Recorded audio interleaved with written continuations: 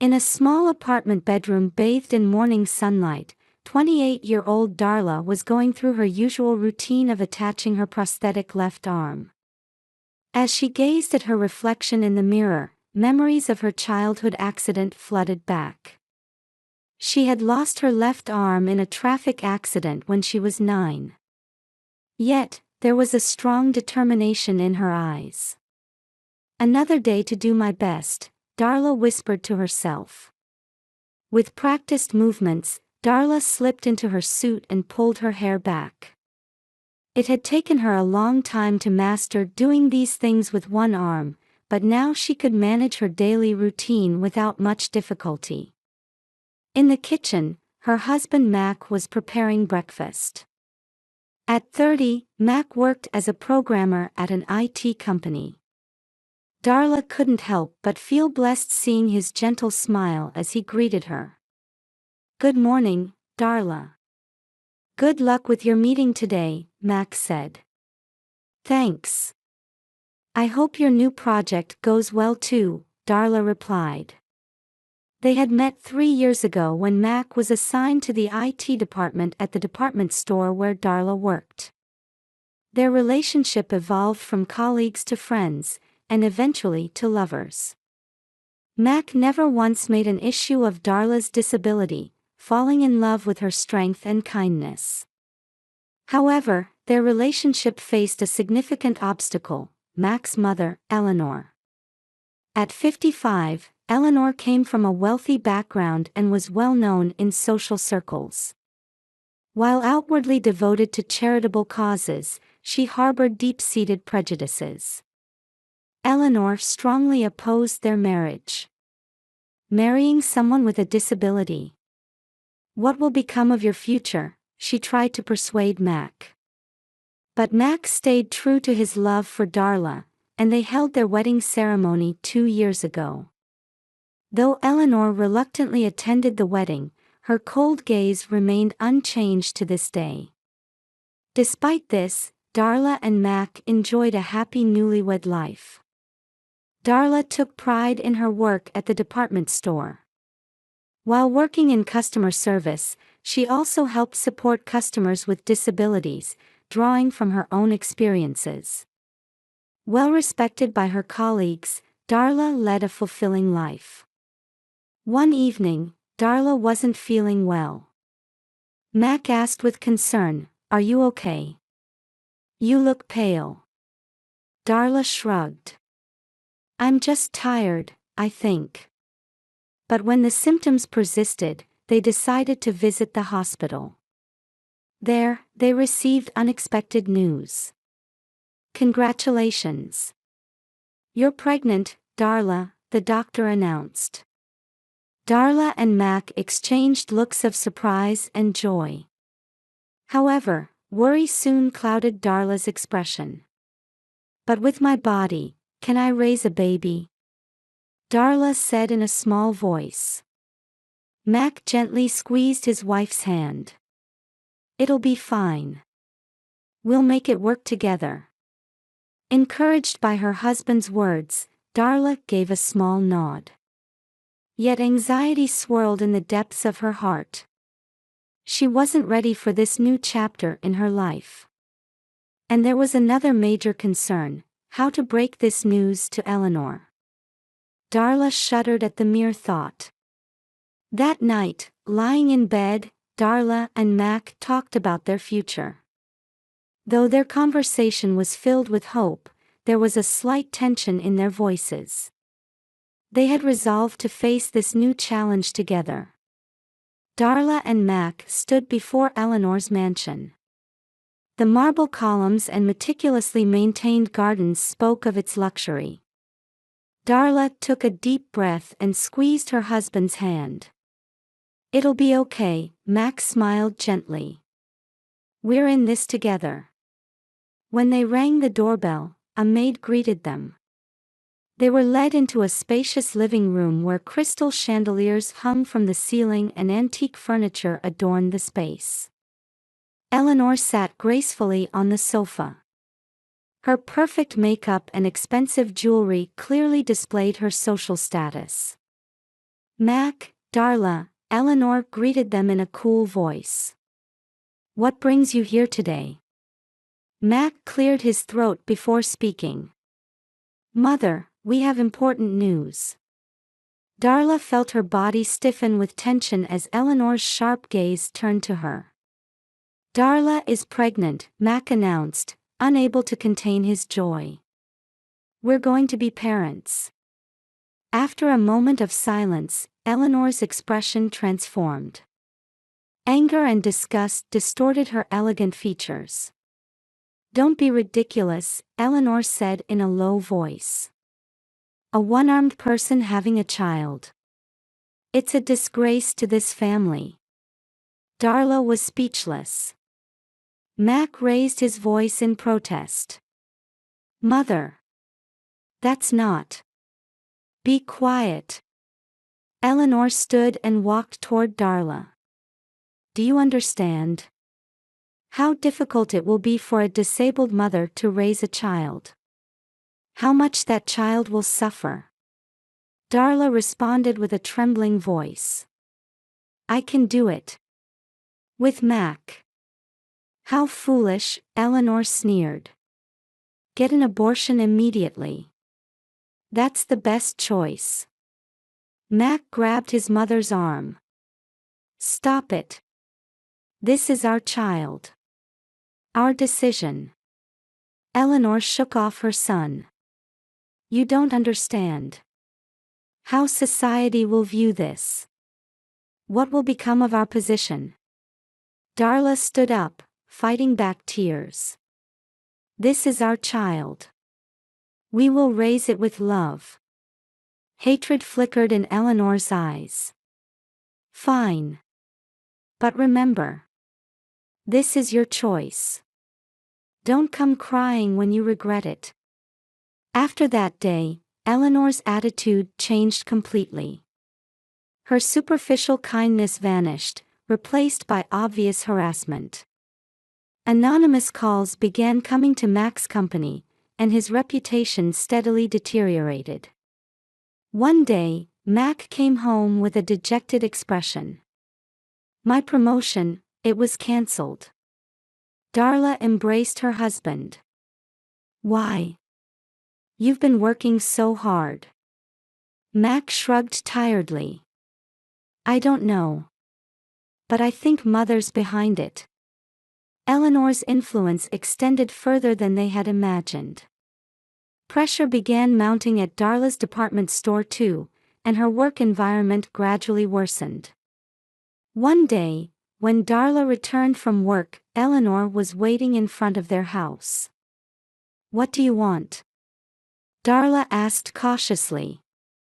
Eleanor looked down at Darla with cold eyes. This is your last chance. Get an abortion. Darla shook her head. I can't. This baby is our treasure. Eleanor's expression twisted. You're defective. And that child will be too. I won't allow you to bring shame to this family. Those words cut deep into Darla's heart. She ran into the house crying. Mac's attitude began to change gradually too. The stress from work had stripped away his former gentleness. He worked late into the night and came home exhausted. His words to Darla became short, and sometimes he couldn't hide his irritation. One night, Darla gathered her courage to ask, Mac, are we okay? After a long silence, Mac sighed. I don't know. Everything's so confused. I'm starting to understand what Mother was saying. Those words froze Darla. A deep crack began forming in her heart. Their once happy home was on the verge of collapse. Darla tried desperately to cling to hope, but anxiety and loneliness enveloped her. At 5 months pregnant, Darla's belly was gradually growing, but the atmosphere around her grew colder by the day. She kept questioning herself. What would happen? Could she raise this child happily? And the most frightening question, would Mac really stay by her side and their child's? Standing by the window, Darla watched the rain outside. A week had passed since Mac had been called back to his family home. There had been no contact from him, and her anxiety grew with each passing day. The phone rang, and Darla rushed to answer it. Mac. Darla, Eleanor's cold voice rang out. Mac won't be coming back. I'll send someone to collect his things. Darla was at a loss for words. But, we're separating. That's what Mac wants, Eleanor said mercilessly. After the call ended, Darla collapsed to the floor. Feeling the baby move, she desperately fought back tears. As days passed, Darla's life became increasingly difficult. Without Mac's salary, their savings began to run out. Her work at the department store became physically challenging as her pregnancy progressed. One day, the landlord visited. Ms. Darla, you're 3 months behind on rent. If you can't pay by next month. Darla bowed desperately. Please wait a little longer.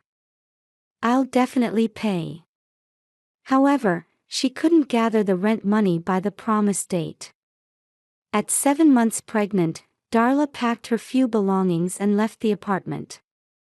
With nowhere else to go, she headed to a nearby park. Sitting on a bench, Darla felt lost. As night approached and the cold set in, she whispered, "It's okay," while stroking her belly. "Mama will protect you." Life in the park was harsher than she had imagined. Getting food was a struggle, sometimes forcing her to search through supermarket waste for anything edible. Nights required constant vigilance, making it impossible to sleep properly. Unable to attend prenatal checkups, Darla spent her days filled with anxiety. "I wonder if you're doing okay, baby," she would talk to her belly every day. Rainy days were especially hard. One day, as she shivered under a bench without an umbrella, completely soaked, she suddenly heard a voice. "Darla? Is that really you?" Looking up, she saw her former colleague Vanya standing there. "Oh my! Why are you here?" Darla felt tears welling up. Vanya embraced her without hesitation and said, "Come to my place." Vanya's apartment was small, but to Darla, it felt like heaven. Taking a warm shower and sleeping in a bed for the first time in ages. Vanya listened quietly to Darla's story and promised whatever support she could offer. "Thank you, Vanya," Darla said with heartfelt gratitude. "Of course. That's what friends are for," Vanya smiled kindly. Living together in the small apartment wasn't easy. Darla constantly worried about being a burden.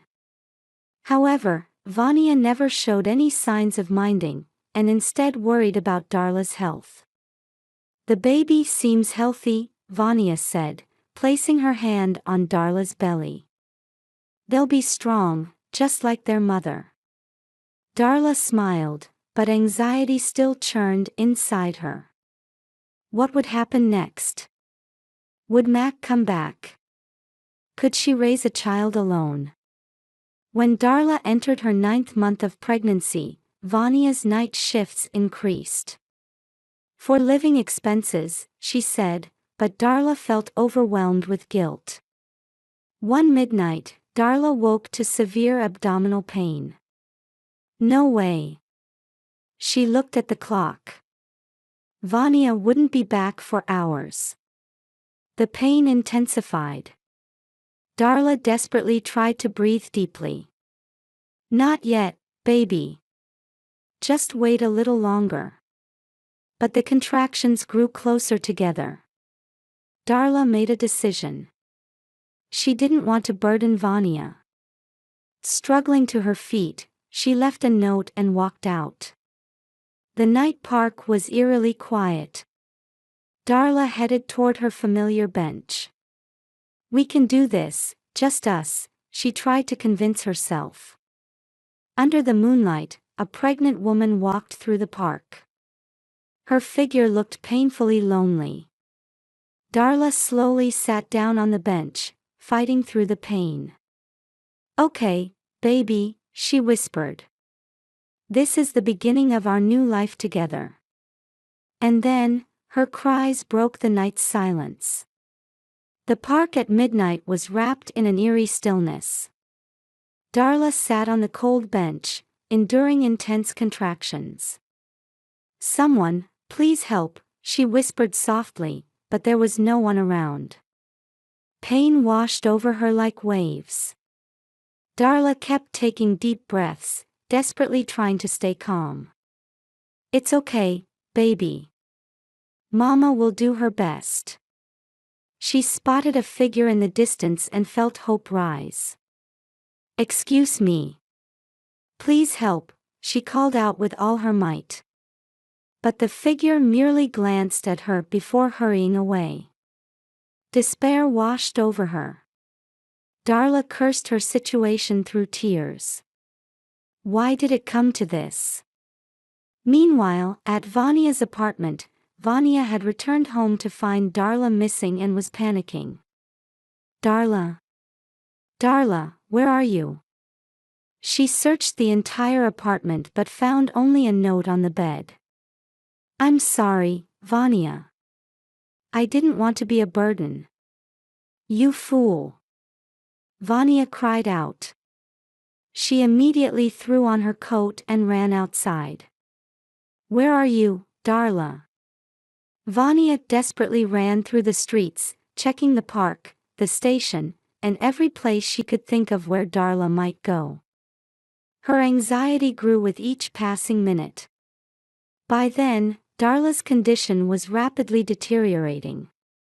The contractions were getting closer together, and she could barely move. "Please, someone." Suddenly, a flashlight beam illuminated her. "Darla." It was Vania's voice. "Vania." Darla broke into tears of relief.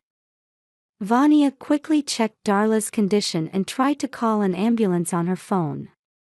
But she discovered the battery was dead. Damn it! Just then, a middle-aged man walking his dog approached. "Are you all right?" Vania explained the situation and borrowed the man's phone to call an ambulance. However, they said it would take time to arrive. "The baby, it's coming." Darla groaned.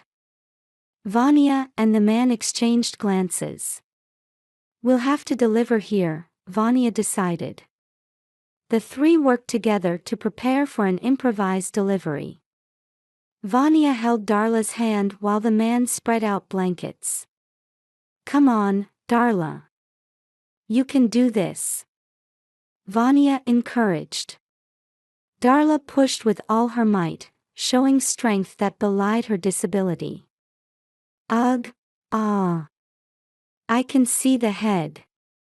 Vania cried out.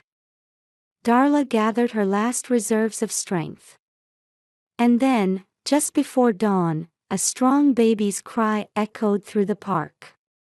"Congratulations, Darla. It's a boy," Vania announced through tears. Darla smiled through her exhaustion. But when she cradled the baby, she gasped in surprise. Both arms are." Contrary to expectations, the baby's arms were perfectly formed. Darla cried tears of joy and relief. Just then, they heard the ambulance sirens. Darla and the baby were quickly transported to the hospital. Meanwhile, Mac had noticed Darla's disappearance days ago and had been desperately searching the city. Having realized his mother's manipulation, he had cut ties with her and was trying to return to Darla. "Darla, where are you?" Mac walked through the streets, exhausted. By chance, he witnessed an ambulance transport. Something about the figure being loaded inside seemed familiar. Could it be? Mac chased after the ambulance. At the hospital, Mac desperately inquired at reception. Finally, he found Darla's room. Opening the door, he saw Darla holding their baby in bed.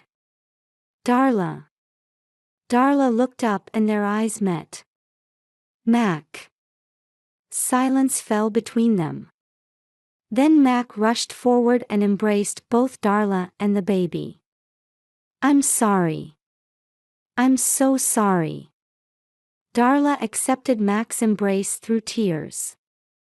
You came back. Just then, the baby moved. Mac got his first good look at his child's face. How beautiful. Then his eyes caught something on the baby's right arm. This is. Darla noticed it too. There was a distinctive birthmark on the baby's right arm. This birthmark. Mac exclaimed in surprise. It's a hereditary trait in my family. They exchanged glances. While they didn't yet fully understand the implications of this discovery, they sensed it connected to something significant. The room was bathed in morning light, as if blessing the birth of this new family. Darla, Mac, and their baby. Many trials might still await them, but in this moment, they were enveloped in pure joy. When Eleanor entered the hospital room, the air froze for a moment. Her sharp eyes fixed on the baby in Darla's arms. Both arms. Eleanor muttered. Her voice mixed surprise with something else. Mac spoke quietly but firmly, Mother, don't you have something to tell us? Eleanor sighed deeply and slowly sat down. She looked different from her usual dignified self, somehow tired. I had a dear friend, Eleanor began quietly. Her name was Nellie, and we were best friends since college. Darla and Mac listened intently.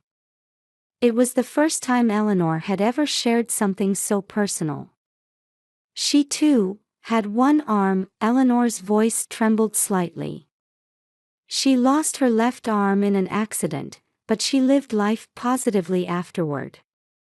I respected her for that, and even envied her. Eleanor paused for a moment, then continued, but 20 years ago, she lost her life in a traffic accident. Wait, Mac interrupted. Then Darla is. Eleanor nodded slowly. Yes, Darla is Nellie's daughter. Shock rippled through the room. Darla held the baby tighter, staring at Eleanor with a confused expression. Why? Darla's voice shook. Why didn't you ever? Eleanor closed her eyes, as if recalling the past. After the accident, I tried to atone for my mistakes. I who had failed to truly understand Nellie, at least tried to. She wiped away tears. But I didn't have the courage to raise you myself. So I arranged for you to be adopted by a good family. And I watched over you from afar. Mac was stunned. Mother, why did you keep silent all this time? I was ashamed, Eleanor answered. I couldn't face my own weakness and past mistakes, and every time I saw Darla, my guilt about Nellie would resurface. Darla quietly asked, What kind of person was my real mother? Nostalgia and regret filled Eleanor's eyes. Just like you. Strong, kind, and very brave. She looked at the baby's right arm. And that distinctive birthmark. Nellie had it too. She said it ran in her family. Mac asked in surprise, but this birthmark runs in our family too. Eleanor's face showed surprise. Could it be such a coincidence? Darla looked at her prosthetic arm, then at the birthmark on her baby's arm. Everything was starting to connect. But why did you treat me so? Darla carefully chose her words. Eleanor exhaled deeply. Every time I saw you, I was reminded of my mistakes. Of my failure to understand Nellie, and I tried to push you away to escape that guilt. Heavy silence filled the room. Each of them tried to process this sudden truth. Darla looked at her baby with mixed emotions. Inside her, anger, sadness, and a strange sense of relief swirled together. The existence of her birth mother, the unexpected connection with Eleanor. All the puzzle pieces of her life were gradually falling into place. Mac glanced between his mother and wife. Various emotions crossed through him too: surprise, confusion, and slowly dawning understanding. Eleanor felt, for the first time, an urge to hold her grandchild.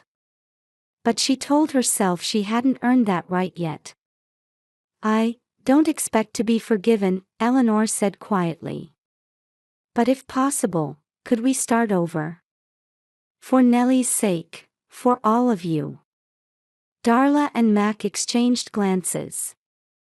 After a long silence, Darla slowly spoke. It might take time. But, let's move forward, step by step. I want to learn more about my mother too. Tears welled up in Eleanor's eyes.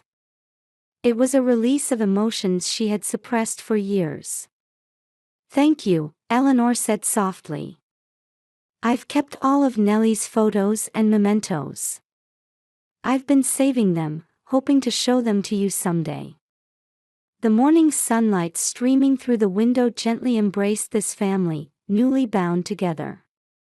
A long road still lay ahead of them.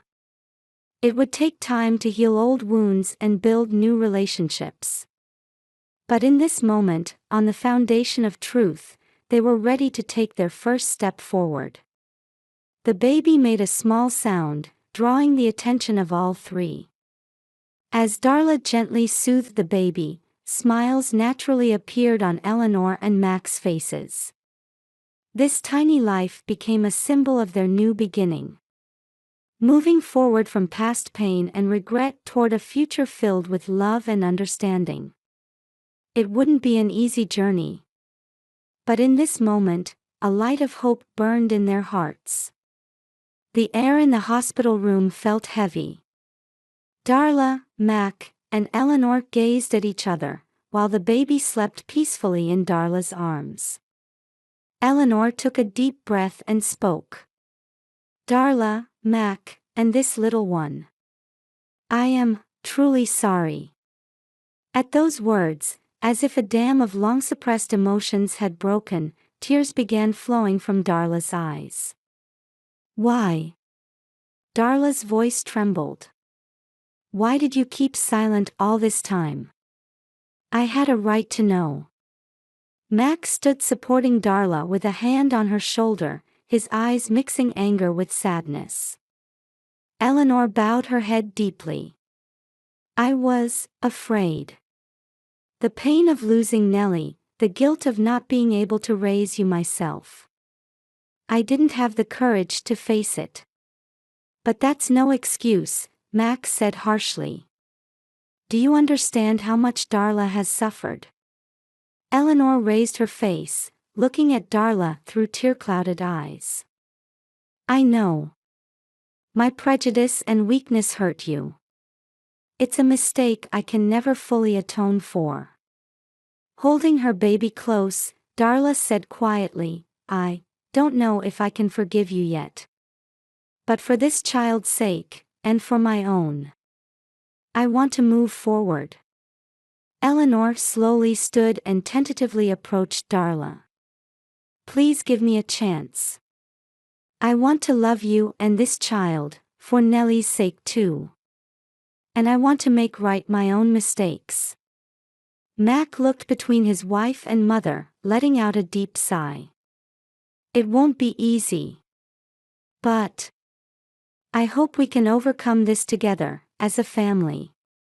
The atmosphere in the room softened slightly at those words. For our new family, Darla gave a small smile. One step at a time. Eleanor shed grateful tears as she properly looked at her grandchild's face for the first time. Just like Nellie, she whispered tenderly. A few days later, Darla was preparing to leave the hospital. As Mac packed their belongings, Eleanor quietly entered the room. Darla, this is. She held out a photograph. It showed a young Eleanor with a one-armed woman, both smiling. This is Nellie. Your mother. Darla accepted the photo, staring at it intently. Thank you, her voice shook with emotion. As the three prepared to leave the hospital, Eleanor suggested, if you'd like, why don't you come to my house? It's spacious, and I could help with the baby. Darla and Mac exchanged glances and nodded. 1 year later, Eleanor's mansion was filled with laughter. In the garden, their toddler played under Darla and Mac's watchful eyes, while Eleanor sat on the porch, happily observing the scene. Hey, Mom, Darla approached Eleanor with the baby in her arms. It was a form of address unimaginable a year ago. Today is Nellie's birthday. Eleanor smiled gently. Yes, it is. She would be happy. Mac joined them, and they took a family photo. It was placed on the living room shelf next to Nellie's picture. That night, Darla wrote in her diary. A year ago, I was in despair. But now, I have a loving family. Even with one arm, I can live strongly. In fact, it has become the source of my strength. My relationship with Eleanor is slowly but surely improving. We're not perfect yet. We still argue sometimes. But we're trying to understand each other. That's what matters. Nellie. Mom. I wish I could have known you better. But your strength surely lives on in me. And through Eleanor, who was your best friend, I'm gradually learning about you. When this child grows up, I'll tell them everything. About their grandmother, and about you. Our family's history. Then they too will discover the strength within them. There will be more challenges ahead. But I'm not afraid anymore. I have my family. And I have faith in myself. I'll keep moving forward, one step at a time. This is my life story. Darla closed her diary and looked out the window. The full moon gently illuminated the garden. She took a deep breath, feeling a comfortable tiredness as she headed to bed.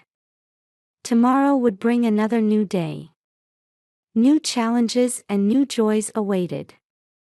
Darla was ready to embrace them all. On a sunny Sunday afternoon, laughter echoed through Eleanor's spacious garden. Careful, Trey. Darla's voice called out. She sat on the lawn, watching her 2-year-old son. Trey spread his small arms wide, chasing butterflies. Mac came out to the garden with cold lemonade. Is anyone thirsty? Eleanor rose from the porch and walked over gracefully. Thank you, Mac. The 3 adults sat in the shade while Trey continued running around the garden. It's hard to believe, Darla murmured. 2 years since that day. Mac gently squeezed his wife's hand. It is. So much has happened. Eleanor watched her grandson as she spoke. We've all changed so much. Indeed, they had transformed over these 2 years. Darla had regained her confidence and started working at a nonprofit supporting people with disabilities. Mac was enjoying his role as a father while succeeding in his career. And Eleanor had shed her armor of prejudice, transforming into a warm grandmother. You know, Darla suddenly said, I'm thinking of going back to work. Mac looked surprised but quickly smiled. That's wonderful. Eleanor nodded. You can do it, I know you can. Brushing her hair back with her prosthetic arm, Darla said somewhat shyly, thank you. But I'm worried about Trey. I'll watch him, Eleanor quickly offered. Not every day, but whenever you're working. Darla looked at Eleanor, tears welling up. Really? Thank you. Mom. Eleanor's eyes moistened at those words. Trey ran over and jumped into Darla's lap. Mama, I caught a butterfly. Darla hugged her son and kissed his hair. That's wonderful, Trey. The family of four spent a quiet moment in the twilight garden. Their past pain and struggles had become the foundation of their strength. Darla looked up at the sky and whispered in her heart, Mom. Nellie. We're okay. I can feel you watching over us. We'll keep walking forward together as a family. As the sun set, they headed back inside. On the living room shelf, next to Nellie's photo, sat their new family portrait. It seemed to reflect the past, present, and hope for the future. Tomorrow would bring another new day. Challenges and joys all awaited them. But now, they had nothing to fear. Because they had each other. And this story isn't an ending, but a new beginning.